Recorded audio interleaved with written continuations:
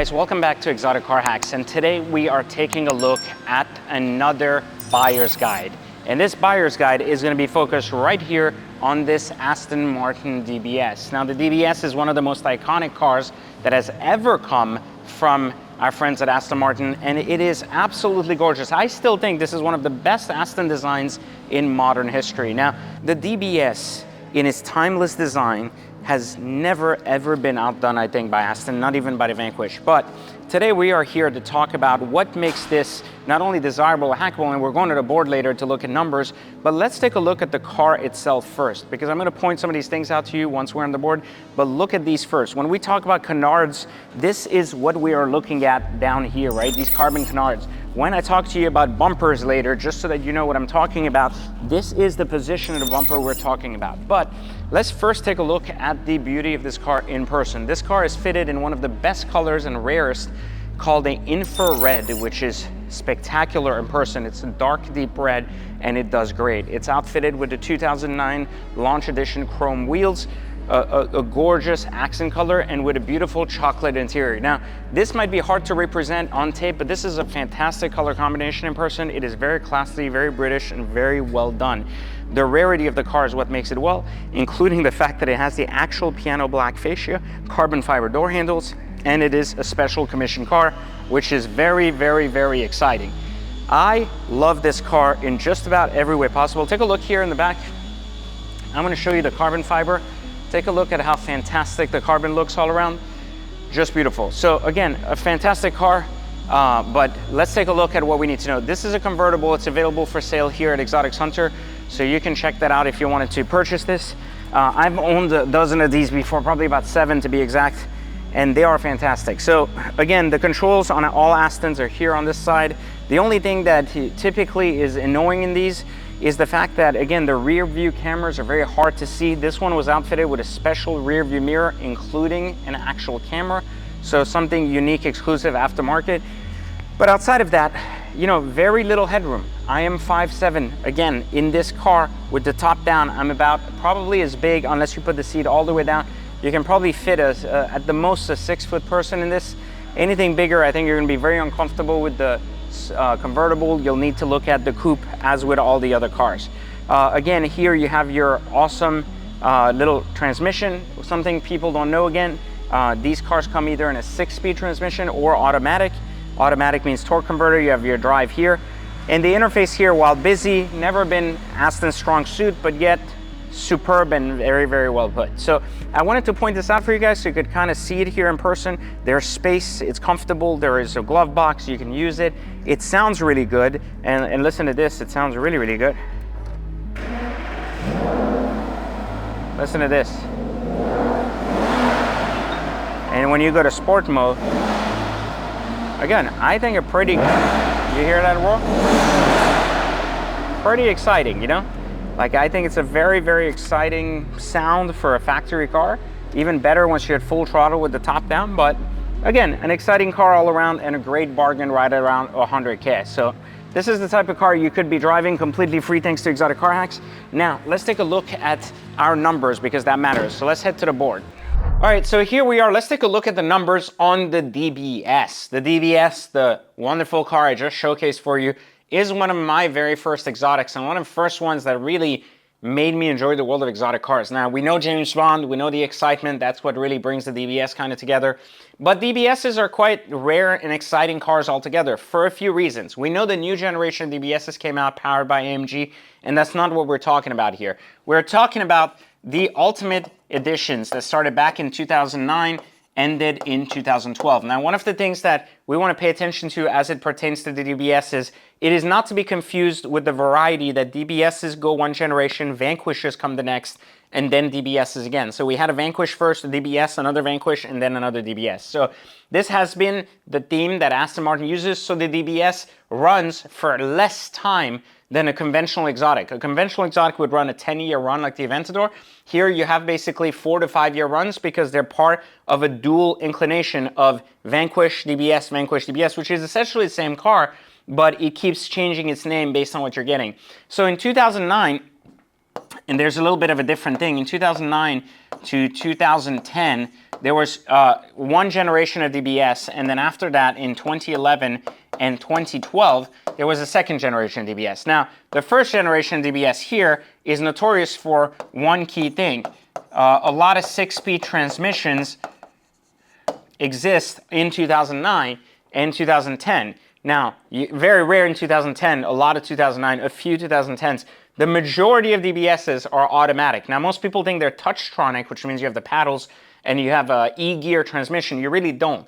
Aston Martin uses basically a torque converter, so it's a full automatic with a rev match on the little paddles, so it gives you that noise and that excitement, but it really does not have a clutch, which means that maintenance issues are significantly lower and you don't need a clutch reading. In the 2009, you had the 6-speed transmission.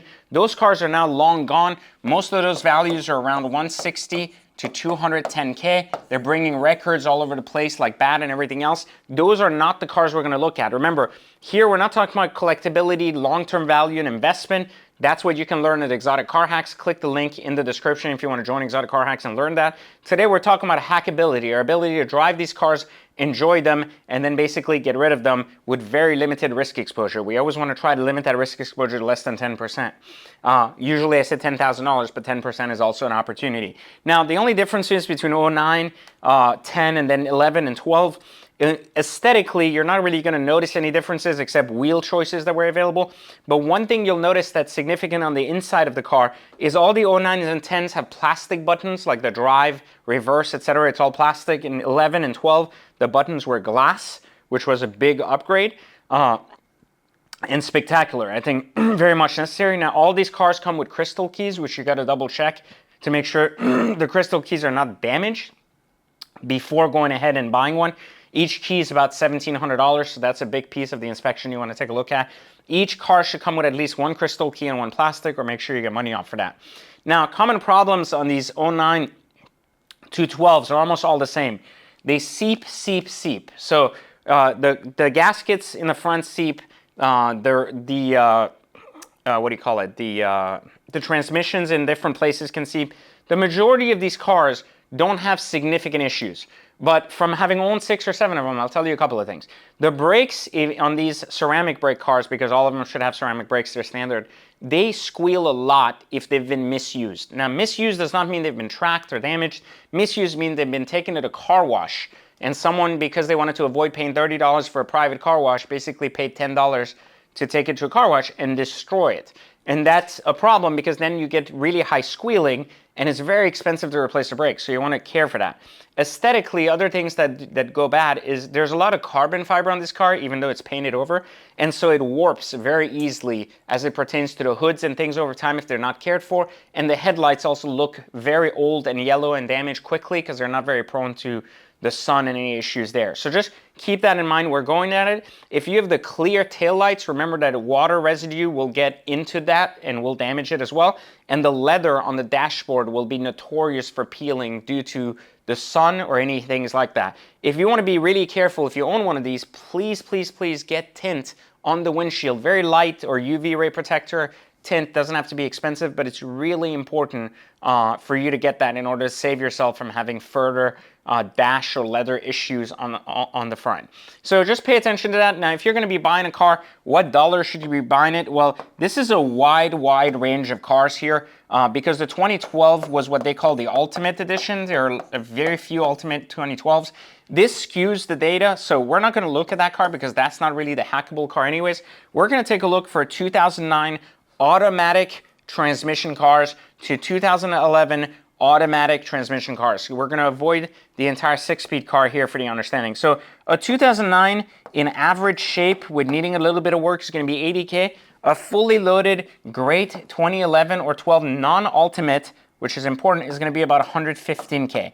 So you have this wide range of car. Again, right here we're at about 80 to 115. That's a pretty big gap, right? So this is a $35,000 gap. Now, the majority of clean, well put together 2010, 2011 end up somewhere around 95 to 100K.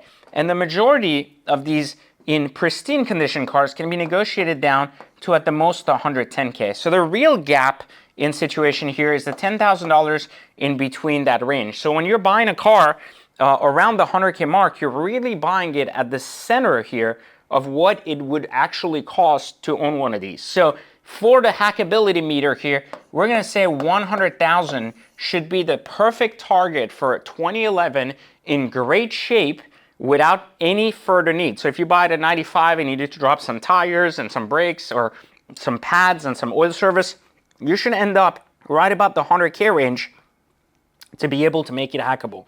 Because that is what matters when it comes to hacking a DBS, is to get in at the right price, avoid some of these basic issues that cause a harder resell, and to ensure that you double check that the car's carbon canards at the bottom are not cracked, the underneath of the bumper is not cracked. One of the things you'll notice in the bumper, if this was the bumper in the front, your headlights are here, right? I suck at this drawing, but this is your grille, right? One thing you'll notice is that the grille on the Aston has kind of this opening in the middle. This piece right here in the middle, right at the bottom here, usually is kind of dented, so it kind of looks like this after the car's been hit or bottomed out. So keep in mind that if you see a slight inclination or a heavy inclination in the lower part of the bumper, it's a pretty good indicator that someone bottomed out and cracked the bumper at the bottom. This is very, very common because of the front nose and how far it goes and how much old people hit those parking brake things that whenever you park in a spot going forward, that's what happens. In the rear, you have the carbon diffuser, so just make sure that's not cracked. So between these carbon elements and ensuring the leather's not there, that's gonna be 90% of your problem. The seepage, which is normal in some cases, in other cases more of a serious kind of indicator that something's wrong and needs to be addressed, is gonna be your secondary, not so primary issue with the car. So this is all you need to know about the DBS if you're going to be buying one. And of course, remember, learn how to hack cars. Click the free training in the link and get your education on. Again, a free 1-hour training going to break down for you how to hack cars so you don't have to worry about losing money on any exotics, and how you can get to these $10,000 base opportunities here very, very easily. So click the link, and again, join Exotic Car Hacks, and I'll catch you in the next video for Exotic Car Hacks.